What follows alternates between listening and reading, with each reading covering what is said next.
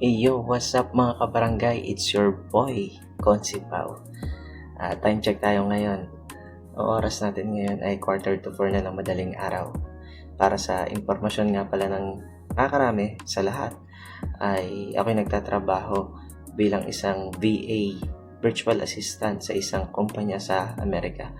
At ang pasok ko ay alas 10 ng gabi hanggang alas 6 ng umaga. Yan, kung bakit ko itong ginawa itong video na to ay para malaman nyo kung ano yung mga ginagawa ko sa pang-araw-araw na buhay ko. Ayan, kaya ano pang iniintay nyo mga kabarangay? Samahan nyo na ako. Tara!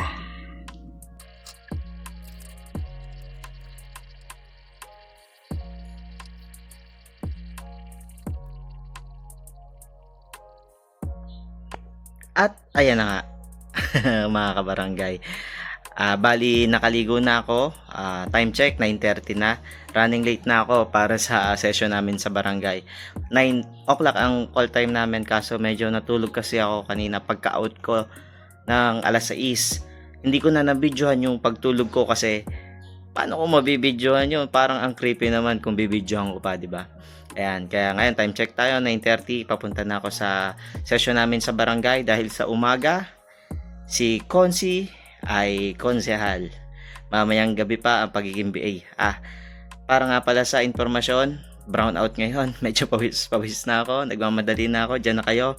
Mamaya na lang. Hindi ko na mabibidyohan ng session namin. Kasi nga, session yon. Baka mailang yung mga kasama ko sa sanggunian kung bibidyohan ko pa. Kaya ayan, mamaya kita tayo ulit, no? Okay, bye! At andito na ako sa bahay namin. Yan, tapos na ang session namin, nakabalik na ako dito sa bahay namin. Ayan o, ito yung kwarto namin. Ayan, ngayon, kumain ako after ng session, nagkain ng kami. Tapos, bali ngayon, ay nag-aayos ako, pupunta naman ako sa RHU para magpa-acupuncture daw. Dahil yun nga, yun yung isa sa mga dahilan kung ba't nagbablog ako ngayon, para malaman nyo na meron kasing kalagayan ngayon yung labi ko. Tumitibok, no? Parang sabi kasi nung isang nurse sa RHU, parang papunta siya sa pagiging Bell's palsy. So yung acupuncture daw makakatulong daw. Yan, sana makuha. Samahan niyo ako pagpunta ng RHU. Bye.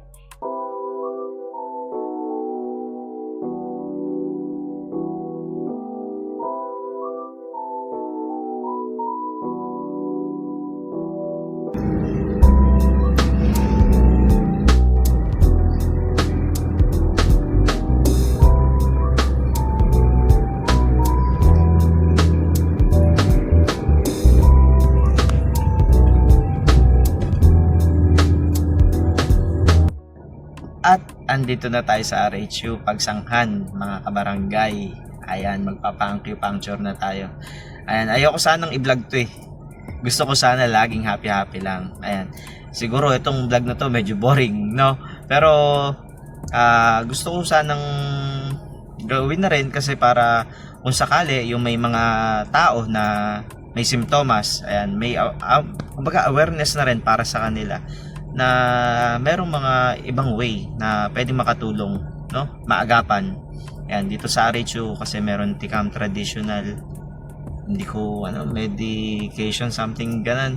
Siguro mamaya tatanong ko sa asawa ko, sama ko siya sa vlog ko, tatanong natin Q&A, parang ganoon, kung ano yung tikam, ano yung meaning, di ba?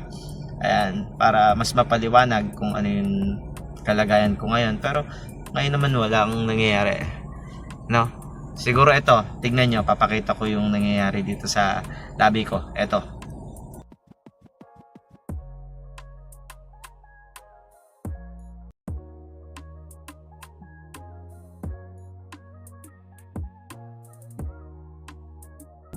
At ayan, nakita nyo na. Dito, tumitibok kahit ayoko gumagalaw, kumikilos. Ayan, sabi naman nung isang nurse, baka daw papunta sa Bell's palsy. Huwag naman sana. Kaya yun, ito tayo, hihingi ng tulong para maging maayos. Ayan. Kita-kits na mamaya. Tatanong ko kung pwede yung i-video yung gagawin acupuncture. try ko para makita nyo. Sige na, bye-bye kabarangay. Kita ulit tayo mamaya. Ayan na nga mga kabarangay, andito na tayo sa Tikam, sa 3rd floor. Ayan yung ibig sabihin ng Tikam. Traditional, complementary, alternative medicine. Yung pala yung meaning nun. At ito yung asawa ko. Ayan, Maring Joanna. Anong masasabi mo? Alam ko na kung anong problema ng labi ko. Kulang sa kiss eh. Wow! Ayan na nga mga kabarangay. Ayan. Sorry kasi hindi ko natapos yung vlog ko. No? After kasi nung nagpa-acupuncture ako, eto, papakita ko yung mga picture nung in-acupuncture ako. Nagpa-picture ako, hindi ko na na-video. Kaya pasensya na. Pero ito yung mga picture. Nagpa-picture ako dun sa asawa ko kay Maring Joanna. Ayan. Kaya ito, tingnan nyo.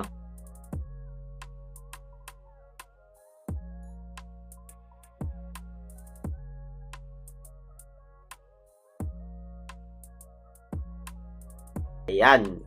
Yan. Ang daming tinusok. At ayun na nga. Tapos, nag-advise sa akin. Nagpatingin din ako sa doktor sa tita ko. Tapos, nagtanong din sa mga ibang doctors. And nagpayo sila ng bumili ng vitamin B complex. Bawasan yung caffeine intake. Ayan. Kasi nung nag-start ako magtrabaho, bali, naglakas ako sa pagkakape. Ayan. Bago mag-start ng trabaho, syempre, ang hirap naman. 10 to 6. Syempre, dapat gising ka. Medyo napalakas tayo sa kape. Pero kung pag nagkakape naman ako, black coffee lang. Ayan. Pero ngayon, talagang avoid na daw, sabi nung isang doktor na nakausap ng asawa ko. Kaya, ayan, after nung medyo nalayo tayo. Ayan, pagkatapos nga nung pagka-acupuncture, uwi ako, nagpahinga, tulog, syempre. Tapos, nung pagdating ng 10, syempre, trabaho ulit. Ganun lang yung cycle. After ng trabaho, yan. After ng trabaho, gising, trabaho ulit. Ayan. Yan. Yun nakakalungkot. Pero, masaya naman ako dun sa ginagawa ko. Lalo dun sa pagiging konsehal ko, syempre. Nag-enjoy ako sa paggawa ng mga bagong mga resolution, ordinansa na para sa mas ikakabuti ng mga nasasakupan natin. Para sa inyo, mga kabarangay, syempre. Ayan. Pero, ayun. Eto, nagbablog ako. Bumalik ako sa pagbablog. Kung mapapansin nyo, siguro dalawa pa lang yung vlog na upload ko. Ayun nga, kasi sabi nga nung anak namin na si Pauline. Sabi niya, minsan ka lang naman mag-upload nung. hindi namin siya tunay na anak. Pero, para sa amin, tunay na anak na namin siya. Yan. Talagang anturing namin sa kanya, anak na talaga. Ayan. Kaya, ngayon, naisipan ko talaga na talagang mag-upload na. Para, ito yung first na i-upload ko. Kung sakali, ito ulit. Pagkatapos ng mahabang panahon, ito naman ulit. Siguro, ito yung awareness para, ayan, ganun ako lang, ganun para na akong taka. Ayan. Tapos, kung mapapansin nyo, ayan, sumama na rin yung pakiramdam ko. Parang lumabas yung mga sipon, ganito, ganyan. Ayan. Kaya, pero all goods naman.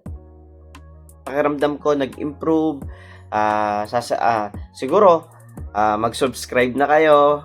Hit nyo yung notification bell, yung sinasabi ng mga ibang YouTuber. Para, sa pagdating ng mga iba pang video, i-update ko kayo sa mga susunod na video kung ano yung mga improvement dun sa kalagayan ko, sa kondisyon ko, no? Ayan, kaya ito na muna siguro, bye-bye muna. See you sa next vlog, see you sa next video. Bye bye mga kabarangay.